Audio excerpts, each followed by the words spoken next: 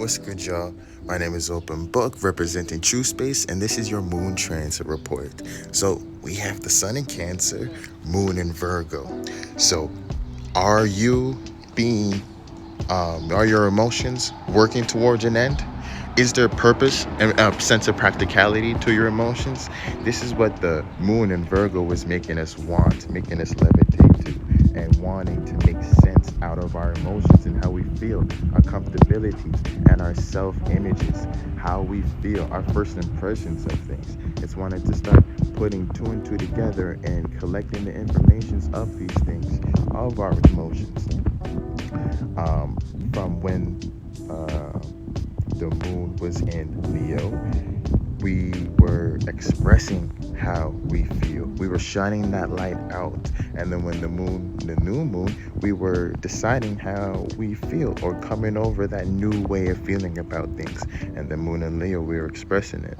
Moon in Virgo, we're starting to analyze that expression and starting to make sense out of that first initial feeling, because that first initial feeling, that first initial wave of things, you trying to establish comfortability, you opening up and being vulnerable to start opening up emotionally to things, to give care to things, to nurture something, to nurture your self-image and to nurture yourself.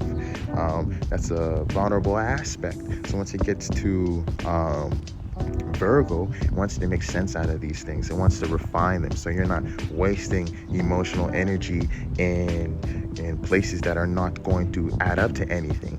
That Cancer energy is powerful, and that's where you're going to eventually nurture and what's going to direct your self-image. And if it's in places that don't meet up to an end or that aren't grounded in reality, it can lead you giving your emotions to a whole bunch of things that'll lead you nowhere, or that'll make you spiritually dry or suck up all of your emotions and make you regret or maybe repress things that eventually goes into Scorpio and Pisces type things and end up being a delusion.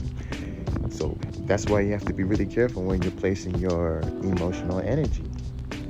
So if you've been planting good seeds, this is going to help you make sense out of your comfortabilities, to make sense out of your emotional perception of yourself.